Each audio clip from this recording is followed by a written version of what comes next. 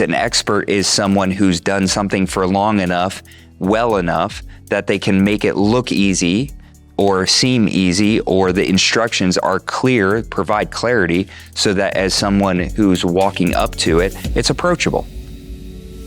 Hello and welcome. This is Brian Delaney with Unlock Potential, where we get together with top experts in their field who have simple, profound advice to help you and I live better lives, to be able to be more fit to serve the people around us and answer that question, the question that nags within all of us: how good can I be and how great can I make it for people around me?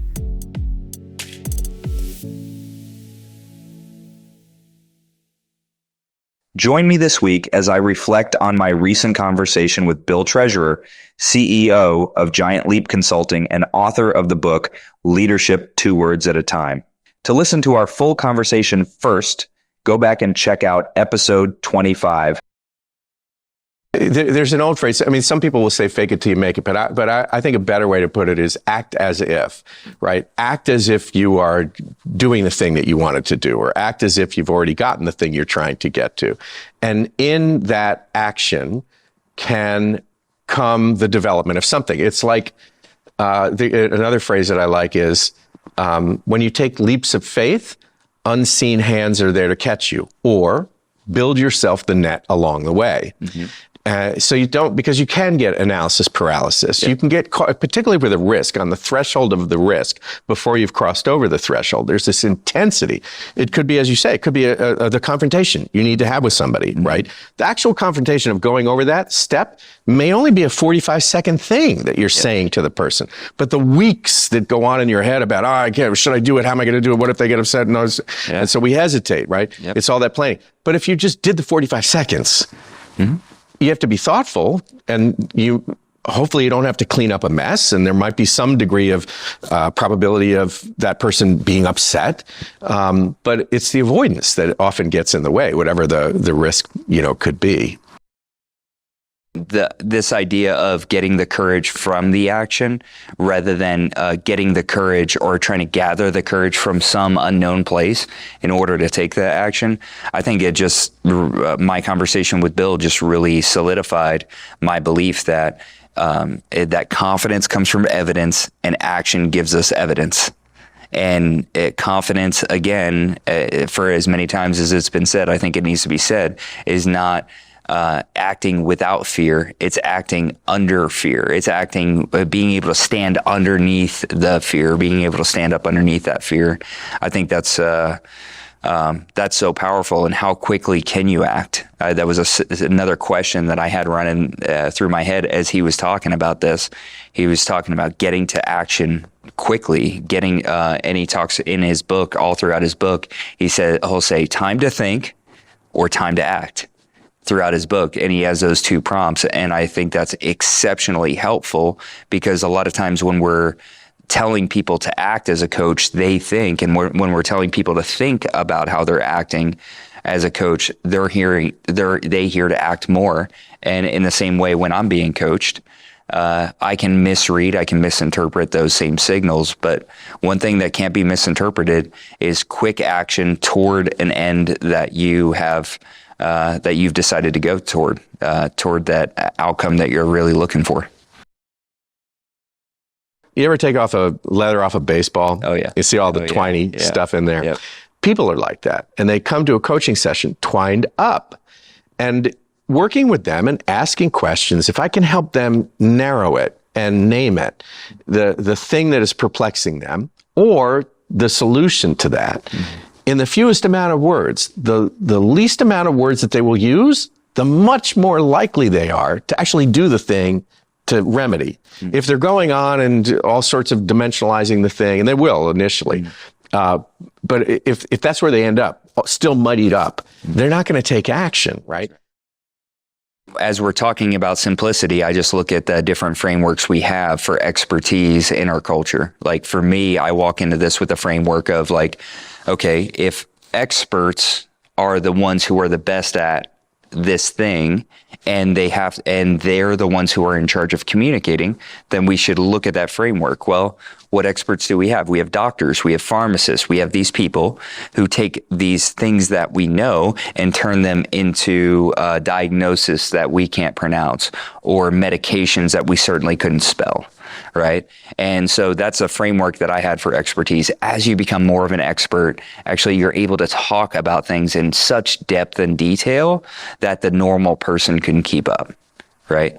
When that is, according to Bill and many other leaders who I've heard, but he just confirmed it again and confirmed it with a level of expertise that is absolutely credible. But as a leader, yeah, you can talk in more depth. You have the ability to talk in more depth than a lot of other people, just because your time in country, your time dealing with that certain problem over and over again, or learning how to handle a relationship over and over again. So maybe for you, it's just another one of these, but it's so easy to make things complicated for people. And I think that if we were to provide a framework for an expert, an expert is someone who's done something for long enough, well enough, that they can make it look easy or seem easy, or the instructions are clear, provide clarity, so that as someone who's walking up to it, it's approachable. It's approachable.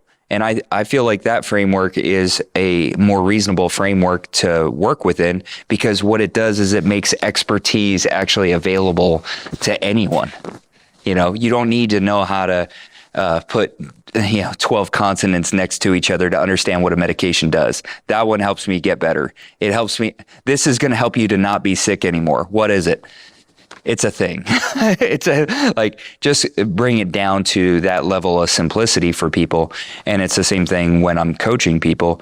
It's, if I can't get it down to 2 pathways and 1 choice, then I haven't done the preparation to give, to really be able to provide coaching for somebody, or to really be a leader in that circumstance. And sometimes being a leader is about going first, but sometimes being a leader is about going first and then coming back to tell a coherent story that encourages people about what it looks like to be on the next level. And I think, I know that we saw that today and just heard that affirmed. So I just want to encourage any leaders, as you're going throughout your leadership journey, skip the step of having to make things complicated so you sound smart, and embrace the fact that it's your job to make things simple for people, to make things clear so other people can look smart.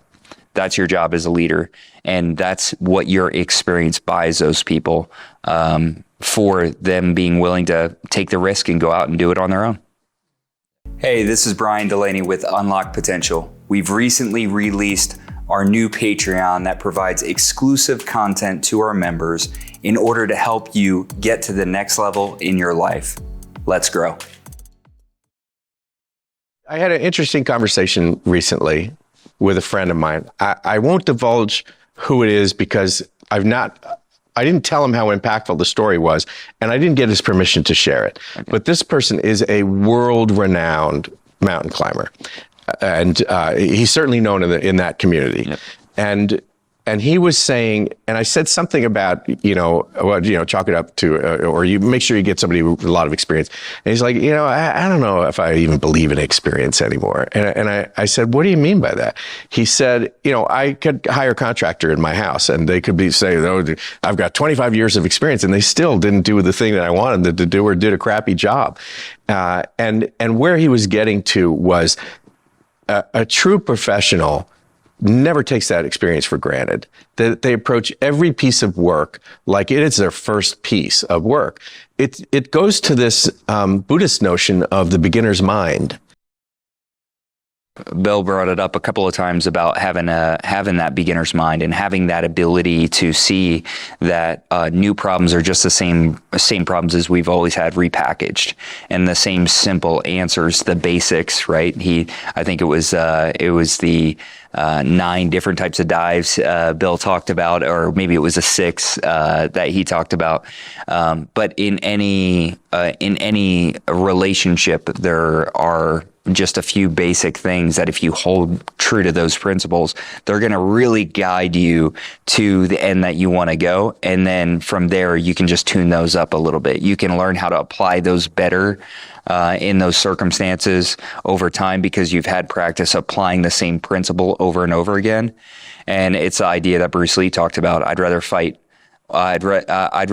one man who's practiced 1,000 kicks than another man who's practiced one kick 1,000 times. It's this idea of the person doing this over and over and over again.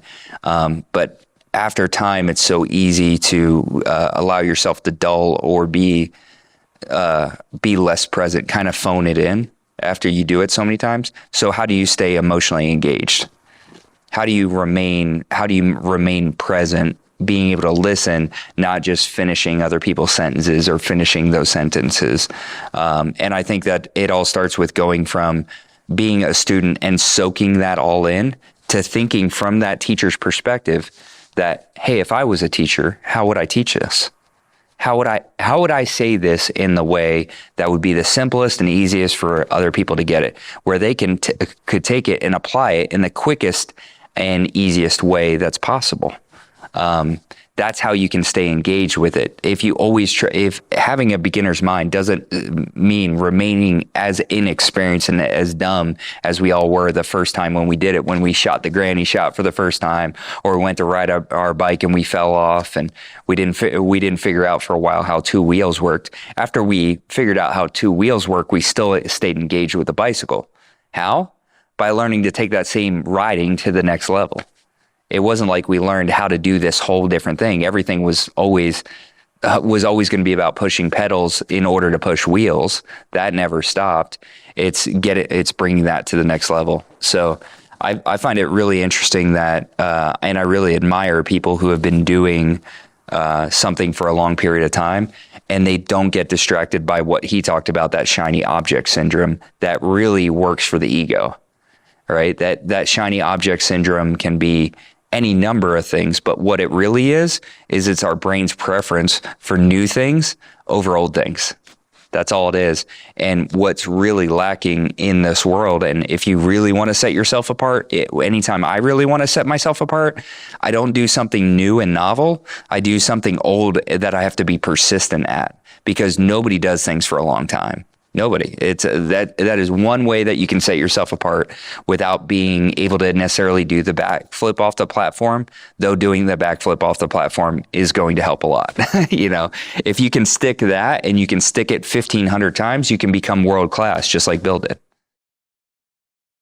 For all of you who have joined us in our podcast journey and have been listening in with us, learning with us, growing with us, make sure to sign up for our newsletter, where it's going to break down all the content that we've had on the shows, all of our upcoming guests, as well as the tips that you need to get to the next level in your business and to unlock your potential.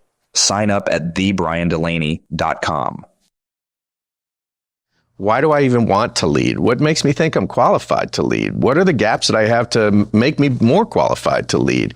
What are the failures that I've experienced that can be put to the grist mill and help me become better? What do I have to offer? What do I have to serve? What are my talents, gifts, and contributions?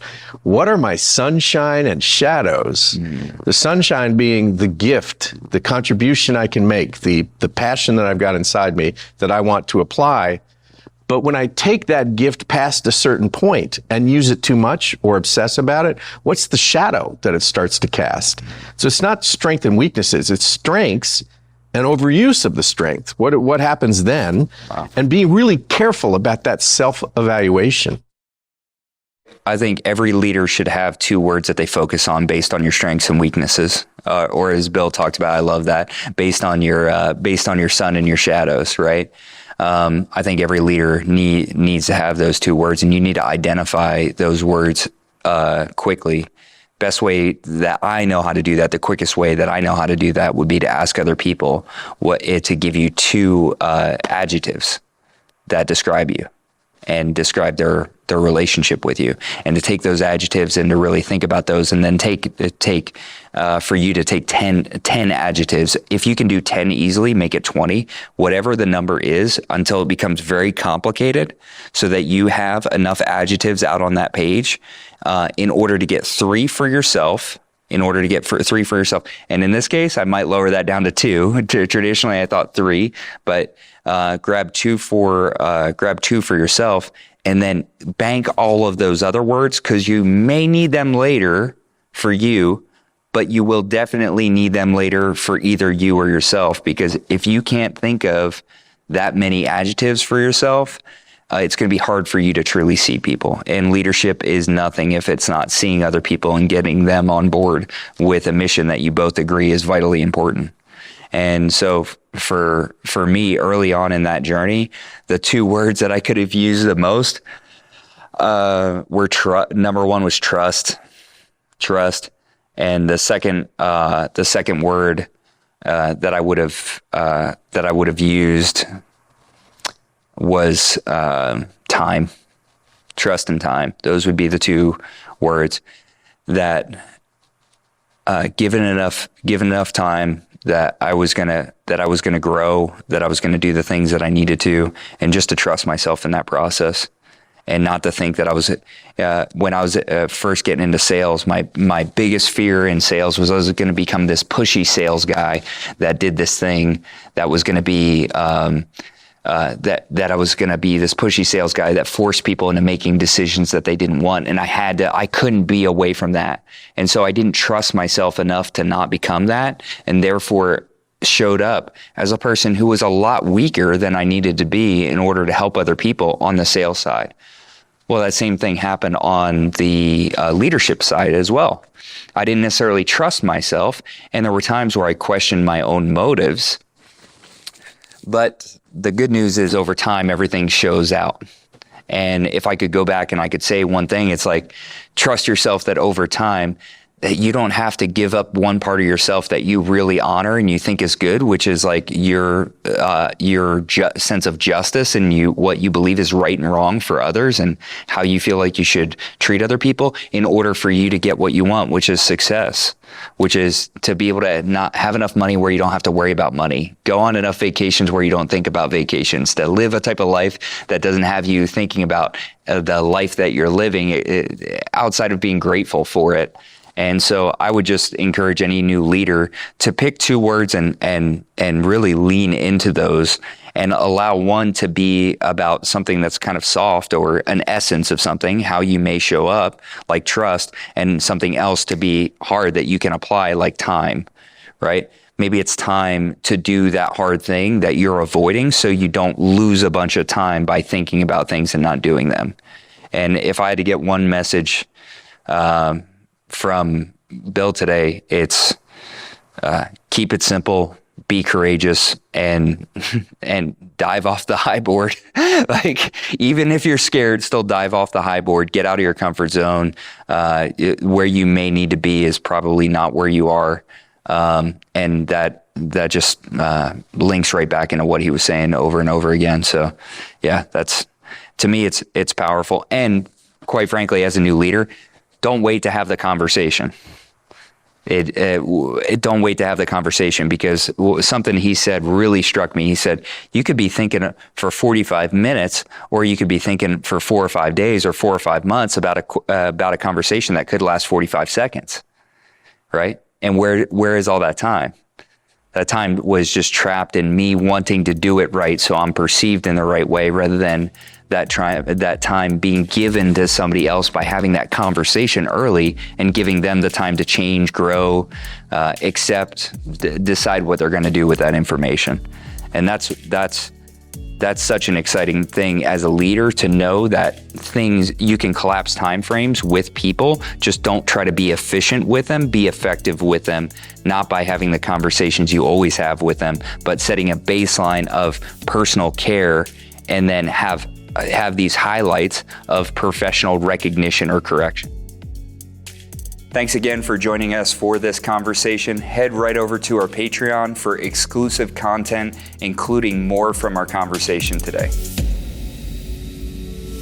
thank you all for joining our conversations. We're developing this platform for simple, profound tools and techniques that can help you get the best out of your life and, more importantly, unlock potential. You can find me across all social platforms at The Brian Delaney, and online, come visit us at thebriandelaney.com.